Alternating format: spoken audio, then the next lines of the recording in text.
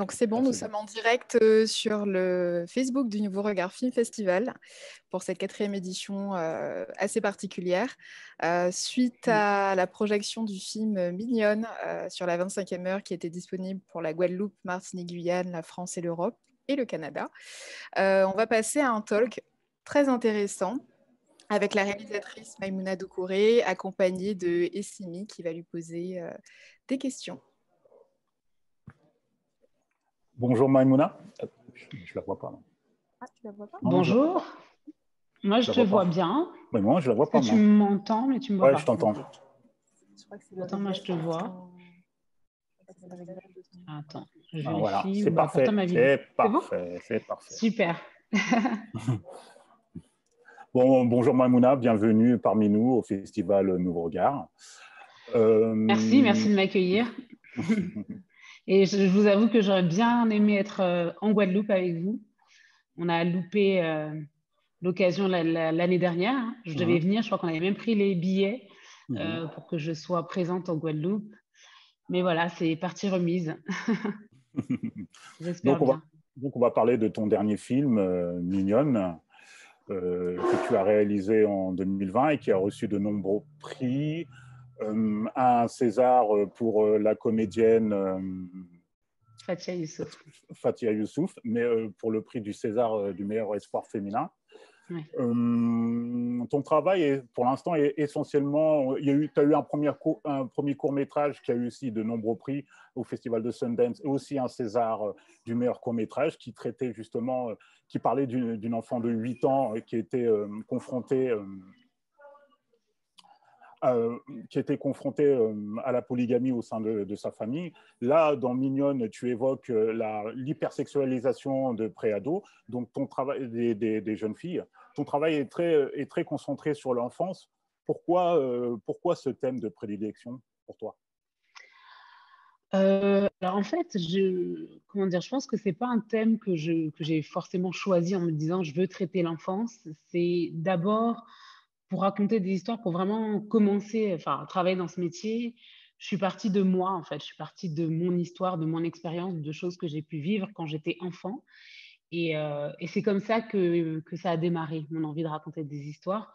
Dans Maman, comme tu l'as dit, c'est vraiment l'histoire de cette petite fille qui voit son père revenir d'un voyage au Sénégal avec une seconde femme qui est vraiment confrontée à la polygamie. Je montre à quel point ça peut être difficile pour les femmes, mais surtout pour les enfants, à qui on oublie souvent de penser, hein.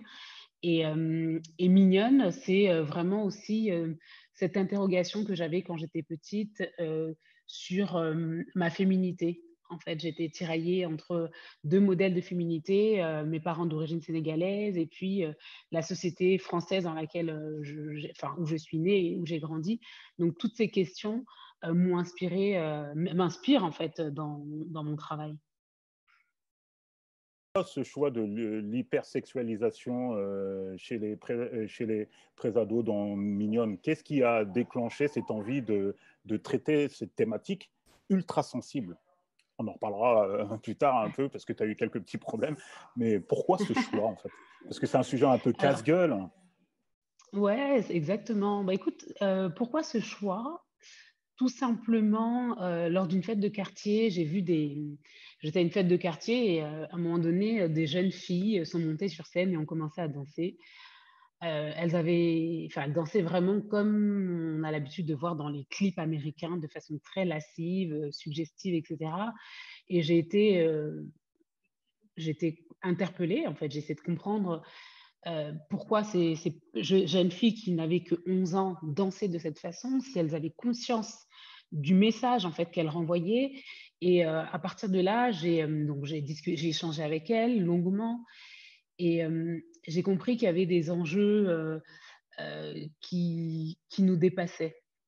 J'ai fait une enquête qui a duré 1 an et demi, lors de laquelle j'ai rencontré plus de 150 petites filles que j'arrêtais soit dans la rue ou dans des écoles, enfin, ou dans des associations, des centres d'animation, etc. Et j'ai pris le temps d'écouter, d'enregistrer, parfois de filmer quand j'avais l'autorisation, enfin, leur récit. Et j'ai compris à quel point c'était difficile en fait de se construire quand on est enfant, quand on est une petite fille et un garçon aussi, parce que j'ai entendu aussi de nombreux témoignages qui concernaient les jeunes garçons, à quel point il est difficile aujourd'hui, à l'heure des réseaux sociaux, à un moment où aujourd'hui on construit l'estime de soi à travers des likes et des followers, à l'heure où les modèles en tout cas qui sont proposés sont assez, enfin en tout cas pour ces jeunes filles, elles ont ce message selon lequel plus elles vont être objectisées, plus elles vont être sexualisées, plus elles vont avoir de la valeur, plus elles vont avoir du succès, plus elles vont être aimées, likées. Et voilà, j'ai entendu tellement de choses vraiment extrêmement violentes. Je pourrais vous donner quelques exemples, hein, des choses que je n'ai pas forcément traitées dans le film, mais je vous parle par exemple de prostitution infantile, d'escorting, parce que c'est la grande mode, enfin, c'est malheureusement un fléau aujourd'hui de jeunes filles qui ont envie d'avoir de l'argent, gagner de l'argent vite et qui malheureusement vont être amenées d'une façon ou d'une autre à travers des images et parfois avec de l'action pour gagner de l'argent. Enfin voilà, énormément d'injonctions portées sur le poids des enfants qui construisent en tout cas qui s'éduquent avec les réseaux sociaux aujourd'hui. Et en fait, j'ai ressenti un sentiment d'urgence, un sentiment une grande colère en fait et une urgence de les raconter.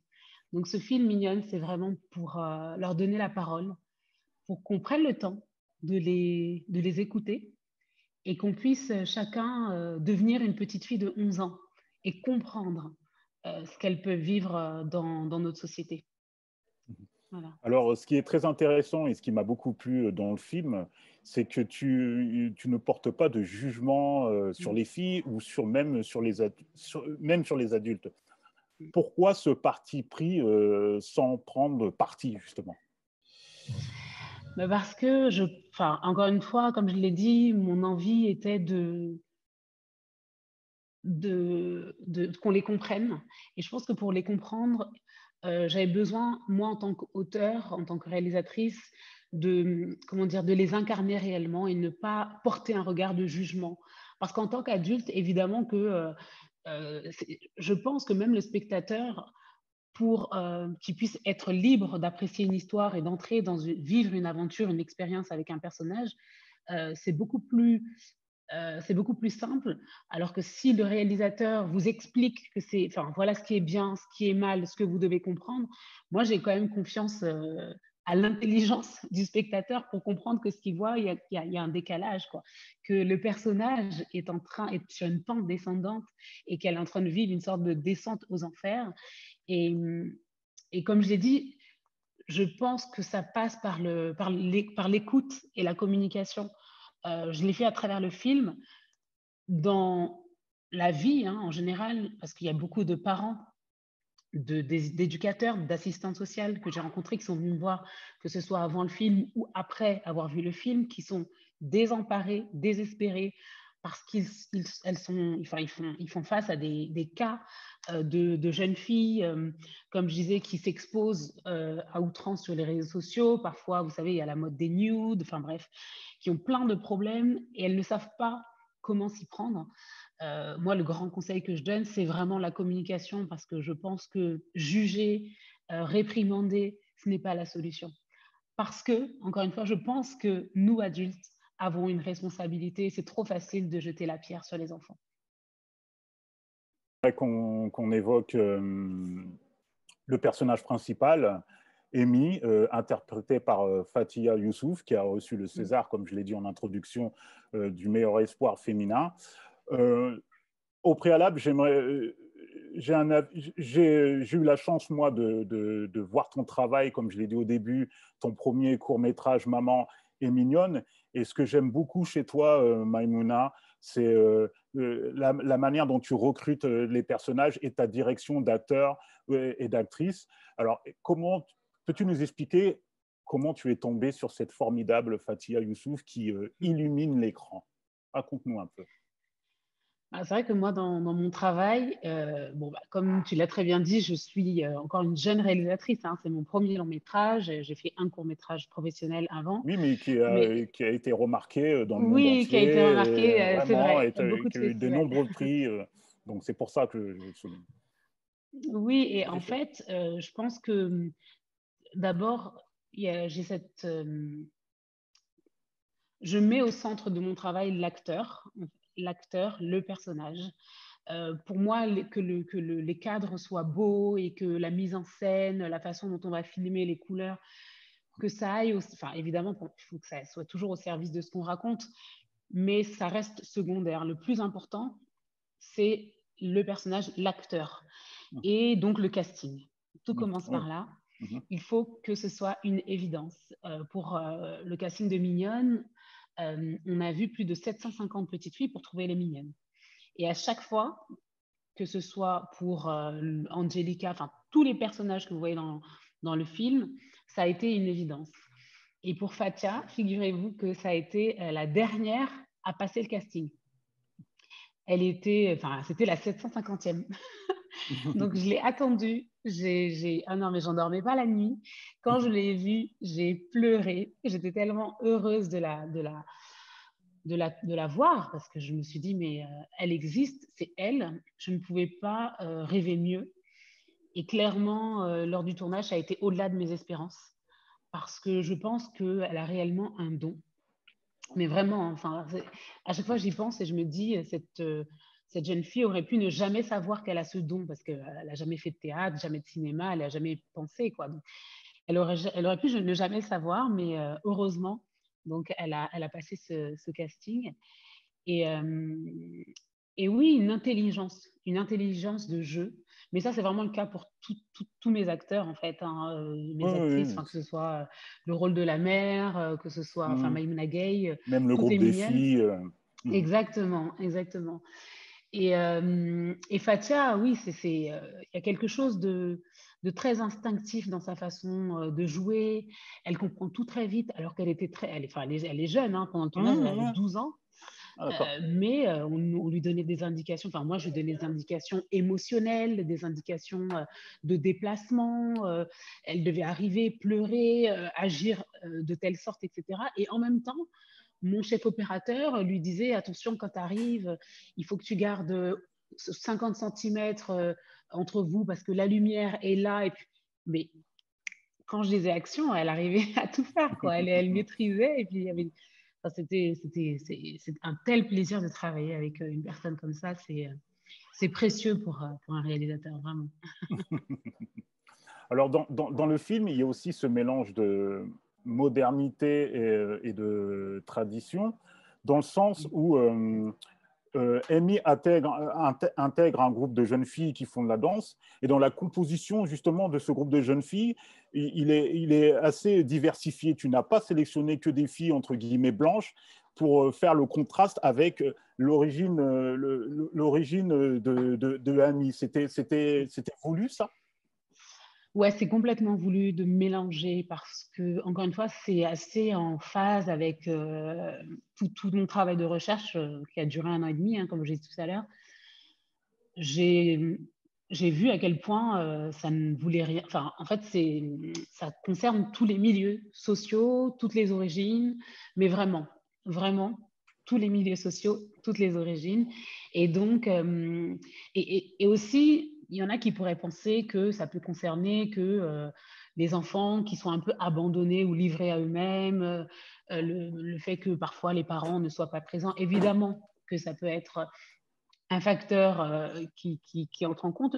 Mais parfois, il y avait aussi des jeunes filles qui étaient totalement équilibrées, avec des parents présents dans la communication, enfin, dans la communication plus ou moins, parce qu'il y a toujours, justement, c'est ça que moi j'essaye de défendre, c'est se casser ce tabou, en fait, qui est omniprésent dans les familles, parce qu'on se dit que ce sont des enfants, on se dit qu'ils ne peuvent pas savoir. C'est impossible, on ne peut pas imaginer qu'ils puissent avoir accès ou qu'ils puissent être informés de certaines choses pour les adultes. Et en fait, des fois, il y a des mauvaises surprises, quoi.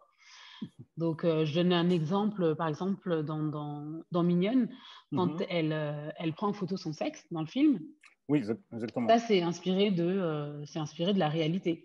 Dans la réalité, c'était des jeunes filles qui avaient, malheureusement, elles étaient encore plus jeunes, elles avaient 10 ans à l'époque, et elles faisaient ça à l'école. Elles prenaient en photo leur sexe et elles proposaient aux garçons de payer, de donner de l'argent pour pouvoir leur montrer les photos. Voilà, ça fait un scandale avec les parents quand ça s'est su, etc. Enfin, il y a plein d'éléments en fait du film qui sont inspirés de la réalité, quoi. Ok. Maintenant, on va parler un petit peu de ce qui fâche, enfin, ce qui fâche, de la Est-ce que je peux polémique. revenir juste sur un truc après, Oui, bien t'inquiète, sûr, bien sûr, juste bien parce que sûr, vas-y. par rapport au casting, enfin je parlais des actrices, je veux aussi juste raconter rapidement la façon dont j'ai travaillé avec les mignonnes aussi, parce que c'est une question qui revient souvent sur l'harmonie aussi qui existait Oui, entre les. entre les filles qui venaient de différentes régions, différents univers, justement. Oui. Ouais, c'est Comment tu as ça, et créé la cette façon dont harmonie-là? elles ont joué, parce que Ouais. pour les mignonnes, c'était la première, enfin, celle qui joue le rôle des mignonnes, c'était la première expérience au cinéma.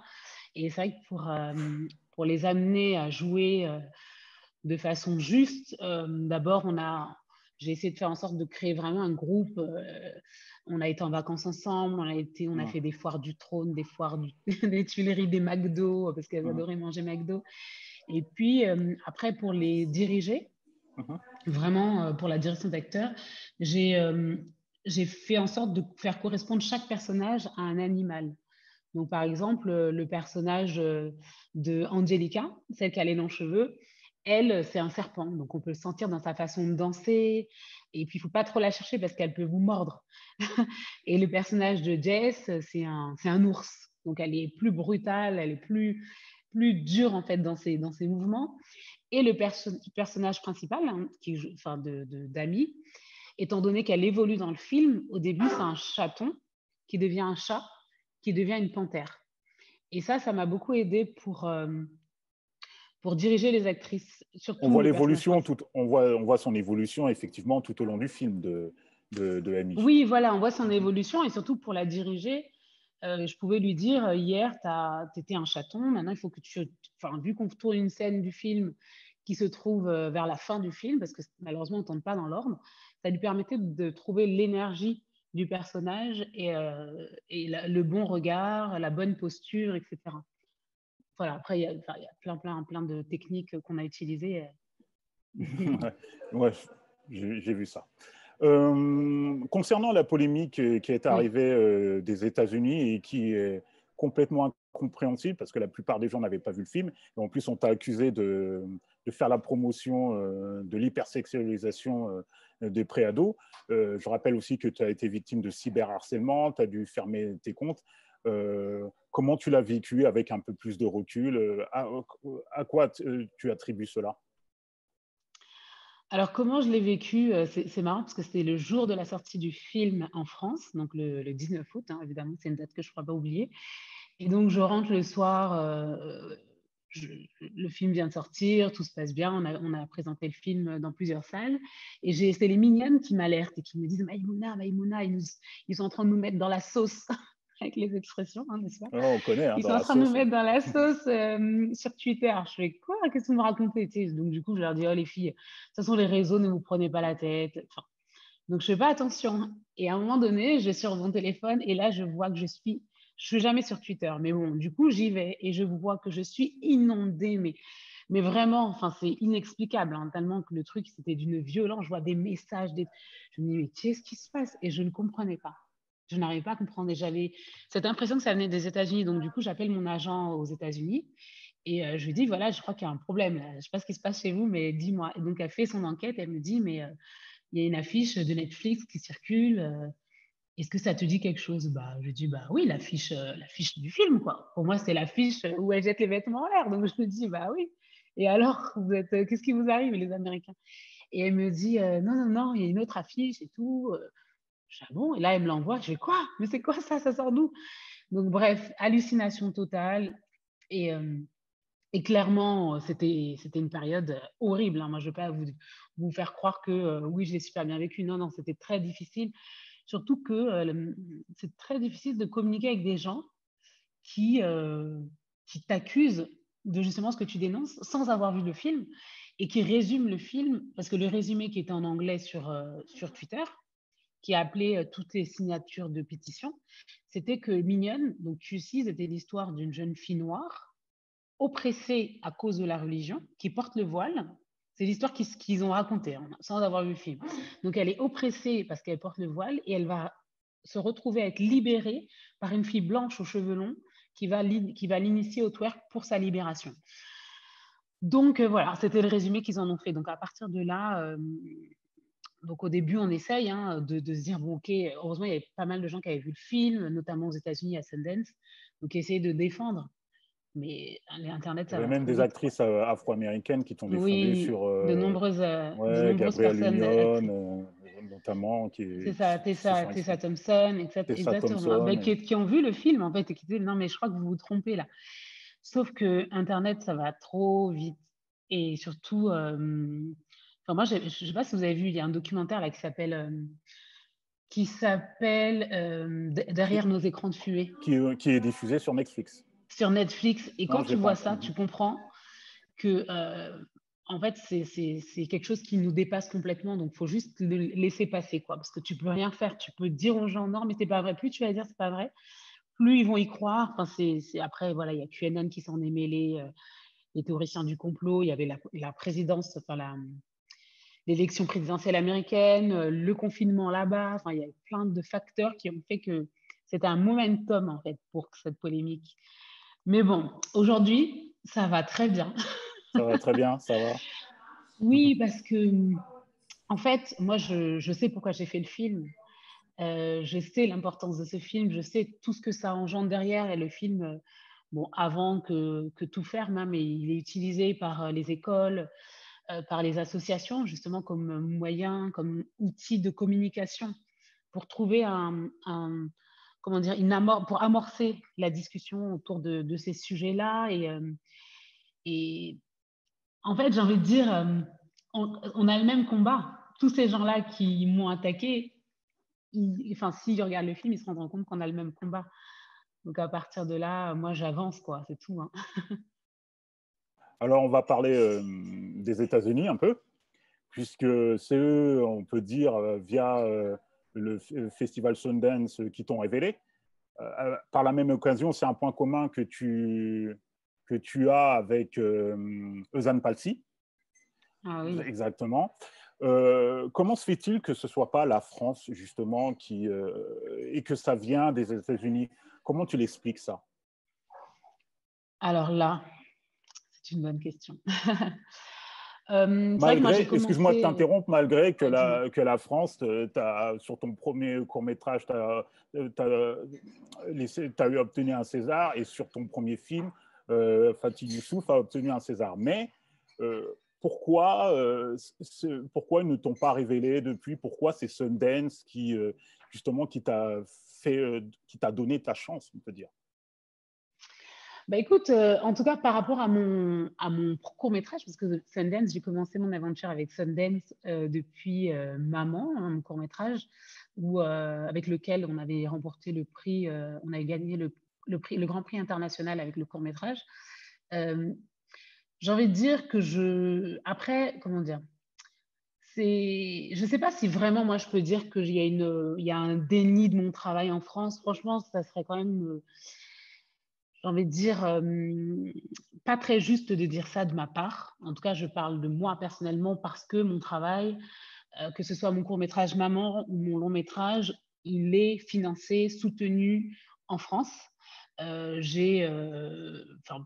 même pour mon long-métrage, que ce soit les chaînes de télévision françaises, France Télévisions, Canal+, le CNC, les régions, Île-de-France. Voilà. Donc, il y a un soutien et sans ce soutien, les films, clairement, je n'aurais pas pu les faire. Donc ça, j'en ai conscience. Je sais que j'ai cette chance-là. Le financement ici en France, il est, mais j'ai envie de dire, inégalé. Je parle du financement public aussi. Vraiment, on a dans le monde entier, beaucoup de réalisateurs nous envient sur ce financement. Et je pense que c'est important de dire ce qui ne va pas, mais c'est important de dire ce qui va aussi. Et ça, j'en ai conscience. Donc, je tiens quand même à le partager. C'est vrai que moi, ça a commencé aux États-Unis, mais je ne dirais pas que mon travail a été mis de côté en France parce que mon court-métrage, il a fait 200 festivals dans le monde, quoi. Il a gagné des prix en Chine, il a gagné des prix en Irak. Ne me demandez pas pourquoi, voilà, j'en étais honorée.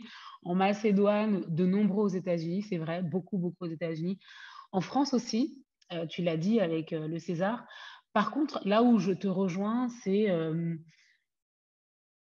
Parce par qu'ils t'ont rapport à aidé, Event Taxi. ouais, ils t'ont aidé en Ouais. écriture aussi sur une aide financière, Oui, je j'ai crois. fait Les Américains, des. Sundance t'a permis aussi, Oui, t'a aidé sur le exactement. plan J'ai de aussi l'écriture. gagné un prix. Voilà, Après, c'est pas arrivé en la France, différence, hein. elle est où? La différence pour moi, clairement, elle est sur le suivi des talents. Le suivi des talents. Les États-Unis, depuis le court-métrage, déjà, ils font pas de différence entre les réalisateurs de court-métrage et des longs-métrages. Vraiment, il y a une vraie considération des artistes et des réalisateurs et il y a un suivi. Mais vraiment, que ce soit le festival de Sundance, enfin, tous les festivals américains que j'ai faits, en tout cas, suivent leurs talents. Donc, il y a une sorte d'investissement et ils croient, enfin, en fait, ils projettent les talents et ils créent des mises en connexion. Ils créent un réseau pour les talents. Ça, oui, ça, je l'avoue, c'est la différence. Et aussi, avec Sundance, donc voilà, Sundance, j'ai gagné aussi un prix pour mon scénario qui s'appelle le Global Filmmaking Award, donc moyennant de l'argent hein, pour m'accompagner dans l'écriture. Et j'ai aussi remporté un prix de la part de l'Académie des Oscars, sachant que je n'ai pas gagné d'Oscar, hein, mais ça s'appelle le Gold Fellowship Award. Non, ça s'appelle Oui, c'est ça, le Gold Fellowship Award de la part de l'Académie des Oscars. Et donc, ça fait 2 ans, quasiment 2 ans, qu'ils me suivent dans mon travail, qui me créent des mises en Notamment, connexion. Ils m'ont. notamment Ava DuVernay, qu'on peut considérer un peu comme Exactement. ta marraine, qui t'invite souvent aux États-Unis. Bon, alors, pour ceux Oui, qui ne donc ils m'ont savent pas, invité. alors Ouais. pour ceux qui ne connaissent pas Ava DuVernay, c'est une très grande réalisatrice afro-américaine. Elle a réalisé la mini-série dans leur regard et des films comme Selma, le Selma, documentaire 13e exactement. amendement ont un raccourci dans le temps. C'est la première femme afro-américaine à avoir eu un budget de 100 millions de dollars et une production de Ouais. Disney. Elle est très proche. Enfin, elle te, tu vois, on a l'impression que c'est ta marraine. Elle te protège. Elle parle beaucoup de toi. Comment tu le Bon, aux ressens, ça? États-Unis, oui, j'ai été clairement, hein, déjà, encore une fois, l'Académie des Oscars m'a invitée l'année dernière, juste avant que tout ne ferme avec la pandémie. Donc, j'étais à la cérémonie des Oscars. J'ai en effet été invitée par Ava DuVernay, qui m'a présentée, introduite dans le milieu comédie du cinéma noir. Elle m'a dit que j'en faisais partie. Enfin, voilà, c'est des mots qui sont forts de la part d'une réalisatrice telle que Ava DuVernay. Et, et c'est vrai que je sens une grande solidarité, une espèce Sororité, comme on dit. une sororité, exactement, c'est vraiment le mot. Une sororité très, très forte. Euh, je pense qu'on pourrait prendre exemple. Je dis pas que ça Parce que tu n'existe trouves, pas. ah ouais, parce que tu trouves que ça n'existe pas, en fait. Tu trouves qu'il n'y a Non, pas je n'ai assez de pas dit que ça sororité n'existe. ici? Je Non. dis pas que ça Oui, n'existait je pas, me mais reprends. je pense qu'on pourrait mieux faire. Voilà, c'est ça que je veux dire. Ah, d'accord. Ok. Je pense qu'on pourrait mieux faire. Moi, autour de moi, j'ai des grandes sœurs réalisatrices françaises hein, qui m'accompagnent, que j'appelle à chaque fois que j'ai une question, que j'ai une interrogation parce qu'il y a tel studio américain qui m'a. Donc, du coup, je fais ce travail-là. J'essaye aussi à mon tour de conseiller d'autres jeunes réalisatrices ou enfin même des hommes aussi, parce que je pense que c'est important ce tremplin, ce passage de relais, il est essentiel aujourd'hui. On peut y arriver, mais vraiment, moi, je pense qu'ensemble, on va aller plus loin. Il y a de la place pour tout le monde. J'ai évidemment aussi eu des expériences de personnes qui étaient plus dans cet état d'esprit concurrentiel depuis que j'ai fait un film. Malheureusement, mais bon, ces gens-là, j'ai envie de dire tant pis pour eux. Ne te parle plus? Ah ouais, non, mais ça, j'en en parlerai une autre fois, mais ouais, j'ai eu des histoires un peu Tu Ouais, dis, c'est on va pas en dommage. parler, on n'est pas tout seul, Au on est pas contraire, tu privé. vois, on peut se passer des tuyaux, on peut partager plein de choses. Pourquoi? Je comprends pas l'intérêt, quoi. Enfin, voilà. Mais bon, j'essaie de m'entourer de personnes hyper optimistes et qui me tirent vers le haut. Voilà, de la même façon que moi, j'ai envie de tirer vers le haut d'autres personnes, quoi. Alors, j'aimerais qu'on parle aussi un peu de tes projets. J'ai entendu que tu travailles beaucoup avec une plateforme, pour ne pas la nommer Netflix, que tu es en train d'écrire des scénarios. Est-ce que tu peux nous en toucher quelques mots ou c'est confidentiel? Tu veux dire pour mes prochains projets? Oui, pour tes Alors, prochains projets. C'est oui, parce que confidentiel, hein? Mignonne a été acheté. Bah, alors, les prochains projets, ça ne Oui, sera effectivement. pas. Je voudrais préciser, sur le plan international, c'est Netflix qui diffuse Mignonne. Exactement. Voilà. Après, en France, il n'est pas sur Netflix, En mais par France, il contre, n'est il est pas sur disponible Netflix. en Exact. VOD, VOD, DVD. voilà, pour ceux qui ne l'ont pas encore Exactement. vu. Alors, pour mes prochains projets, pour l'instant, je ne peux pas trop en parler, mais ça ne sera pas avec Netflix. Enfin, ça ne veut pas dire que je ne travaillerai plus avec Netflix, hein. C'était une collaboration qui était importante avec Mignonne, mais je travaille sur de nombreux projets. Donc, je vous avoue que là, en ce moment, c'est assez intense parce que je travaille sur une trilogie, je travaille aussi sur mon prochain film pour le cinéma et donc je suis dans une phase importante qui est l'écriture des scénarios et voilà, mais je vous en dirai plus bientôt, promis. Tu t'intéresses un peu au travail de tes consoeurs afro, de la diaspora francophone. Je parle des réalisatrices comme Alice Diop. Ah, Alice bien Diop, sûr. avec son court-métrage Vers la tendresse, qui avait aussi eu le On César était du meilleur ensemble. court-métrage. Ouais, vous On étiez toutes était les deux ensemble. ensemble sur la Et, scène des Césars. C'était Mati magique. Diop, est-ce que tu t'intéresses un peu? Est-ce que vous parlez entre vous? Est-ce qu'il pourrait y Complètement, avoir une ouais. synergie un peu? Complètement? Complètement. Avec Alice Diop, on se parle, on s'écrit, enfin, on s'appelle. Enfin, c'est une réalisatrice que j'adore en termes déjà artistiques. J'aime beaucoup ce qu'elle propose, son regard, le regard qu'elle pose sur le monde et la façon dont elle raconte ses histoires, vraiment. Et puis au-delà de ça, je trouve que c'est une réalisatrice enfin, d'une grande générosité et vraiment avec le cœur sur la main, quoi. Et Mati Diop, j'ai beaucoup aimé Atlantique. Mati Diop, on se connaît un petit peu moins, mais on s'est déjà parlé, on a déjà échangé. Et Atlantique, c'est un film que j'ai vraiment beaucoup aimé, quoi. Je trouve que c'est un beau film. Je ne sais pas si vous avez l'occasion de le voir. Mais que ce Oui, je soit les l'ai vu, j'ai films de vu, j'ai vu. Alice Diop, Vers la tendresse, il y a son film, elle vient de gagner un prix à Berlin, Alice Diop, Ah ouais? Non, je savais pas ça. pour son long métrage, ouais, un long métrage à Berlin. Donc ça fait plaisir, quoi, vraiment. Moi, je suis Alors, contente, comme si c'était pour moi, vraiment. alors tout à l'heure, je t'ai interrompu, tu parlais de Zan Palsy. Ah oui, Qu'est-ce qu'elle Zan. représente pour toi, Zan Ah oui. Palsy, qui est une grande Bah, réalisatrice Zan, pour moi, martiniquaise, antillaise, c'est avec des films comme Rue Casse-Nègre, Siméon, Une saison blanche et sèche. Faut que je rappelle aux vraiment, personnes qu'Une saison blanche et sèche, c'est la première fois qu'un studio de Hollywood produisait un film réalisé par une femme noire. Et c'est Zan mais Palsy. même par une femme, tout court. Oui, oui. Ah bah oui, effectivement, par une C'est femme tout ça, court. même au-delà du Exactement. fait qu'elle soit noire, par une femme, Non. tout court, ouais. Qu'est-ce qu'elle représente pour toi, Zan Palsy? Ah, Zan Palsy, pour moi, c'est un modèle, quoi. C'est une référence. C'est le talent à l'état brut. Enfin, vraiment, c'est une. Je ne sais pas si vous avez l'occasion de voir son travail, mais si vous l'avez pas encore, si vous n'avez pas encore vu ses films, voyez-les, vous allez réaliser à quel point ces films sont importants. Vraiment, moi, que ce soit Rue Casse-Nègre, Une saison blanche et sèche, j'ai revu aussi Ruby Bridge, enfin, tous ces films sont tellement beaux, tellement forts. Enfin, c'est une réalisatrice engagée, c'est ça aussi qui me parle, et c'est en ça que je la prends comme modèle. C'est parce que les films, quand on voit un film sur l'apartheid en Afrique du Sud, c'est une réalisatrice qui a orienté les lois de l'apartheid. Enfin, je veux dire, ce sont des actes forts qu'elle pose grâce à son art. Et tout à l'heure, on parlait de la France, des États-Unis. Je pense que l'exemple de Zane Passy, quand on voit aux États-Unis à quel point elle est mise sur un point d'estal, Faut, ils faut, arrivent à la faut, pré- voir à sa juste valeur, quoi, j'ai envie de dire. faut préciser faut préciser qu'au moment où elle fait une saison blanche et sèche, elle sort Marlon Brando de sa retraite. Il avait pu tourner depuis Exactement. Et des c'est la première décennies. femme à l'avoir dirigé.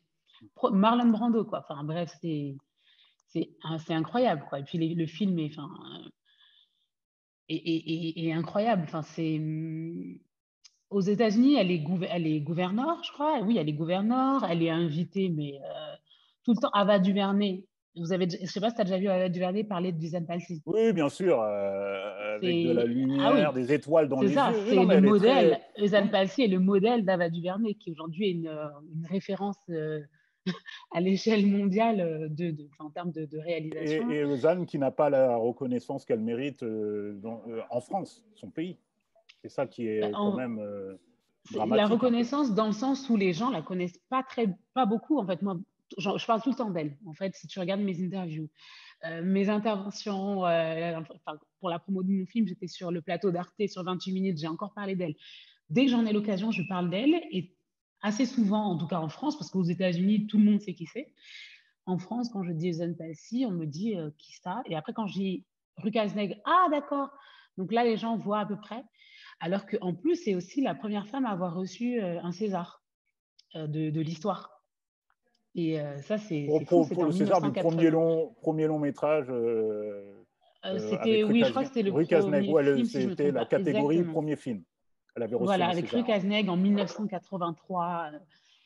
Et donc, quand j'en parle, très souvent, les gens ne savent pas, alors que, enfin, Suzanne Palsy, c'est une référence mondiale. Enfin, c'est vraiment, c'est une réalisatrice à connaître de toute urgence, quoi. Et c'est vrai que je me sens comme avoir une mission. Je me dis, de par la Exactement, tu es place que je complètement dans ses suis. pas. Je te le confirme. Ouais, Tu as une mais mission, Maïmouna. Tu as une mission, c'est Maïmouna. bon, merci, tu Attention. me mets la Il y a pression la là. pression, là. La pression. Non, mais je me dis que, en tout cas, je continuerai dès que j'en aurai l'occasion, l'opportunité sur les plateaux télé, partout où j'irai. Je parlerai d'elle pour qu'on voit son travail parce qu'il est là, il existe et c'est un patrimoine incroyable. Voilà. Donc voilà. Dernière question.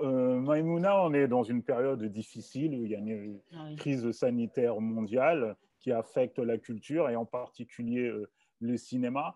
Est-ce que tu penses, par ton expérience qu'il y aura un avant Covid et un après Covid dans le terme de la consommation des films, du marketing du film et des productions des films? Quel est ton... Moi, je pense que déjà, je pense que ça va nous prendre du temps pour s'en remettre, parce que là, on est en train de vivre collectivement un traumatisme, hein, vraiment, parce que ce qui se passe, enfin, je sais pas, hein, mais personnellement, je pensais pas qu'on allait pouvoir, enfin, qu'on allait vivre ça de notre vivant. Et on est en train de vivre quelque chose d'inédit, d'impactant aussi pour la culture. Je pense que ça va prendre du temps. Je ne sais plus avec qui j'en parlais hier. On me disait que pour que tous les films, en parlant seulement de la France, hein, je ne parle même pas Il y a, du reste du monde, il y a en France. 450 films qui doivent sortir en France. Ah ben voilà, tu es bien 450 informé. films uniquement français, hein. Pas C'est les ça, ben, tu es bien Américains. Ils sont informé. sur C'est les ce qu'on tiroirs. Ouais, disait. ouais, il y a 450 Mais c'est films. ça. Et ça voudrait dire Incroyable. qu'il faudrait, par semaine, 60 films par semaine. Exactement, 60 films par Et, semaine. Et ça, c'est pas possible. et du coup, quand j'ai vu ça, je me suis dit, mais comment on va faire? Sachant qu'on n'a toujours pas, c'est pas comme si on avait ouvert les cinémas. On ne sait pas quand ils vont réouvrir. Ils nous Et ont là, dit il y a 60. mi-avril, mais bon. Oui, bon, voilà. Non, mi-mai. Qu'est-ce que j'ai dit? Mi-avril. Mi-mai. Mi-mai, oui, mi-mai. Mais bon, ça, écoute, moi, tant que c'est pas ouvert, on va pas. Je pense que voilà, il y a déjà toute cette interrogation sur la sortie des films. Mais par contre, sur la consommation, j'ai pas vraiment d'inquiétude parce que, en tout cas, je sais pas vous, mais moi, et je pense qu'il y a plein de gens autour de moi qui sont qui ont le même point de vue, le cinéma nous manque Mais vraiment, moi, ça me Ah, manque mais d'être dans une salle moi, terriblement, de en fait. cinéma. Mhm. Et je pense que quand les salles vont réouvrir, on y retournera, mais même s'il faut y aller tous les jours, parce que ça nous manque, parce que aussi on aura envie de soutenir la culture. Je parle du cinéma, mais je parle aussi du théâtre, je parle de tous les arts confondus. Et donc, à partir de là, je pense que c'est important parce que c'est c'est la vie, quoi, l'art. Pour moi, Effectivement. c'est ce qui nous anime, quoi. Donc, c'est ce qui nous soigne. Et donc je sais que ça reprendra. Voilà, ça prendra du temps, Ça reprendra. mais on consommera de nouveau, ouais, Ouais, on consommera de des nouveau. œuvres d'art. Mhm. Et on continuera à créer parce que là, du coup, c'est assez inspirant tout ce qui se passe aussi. Mm.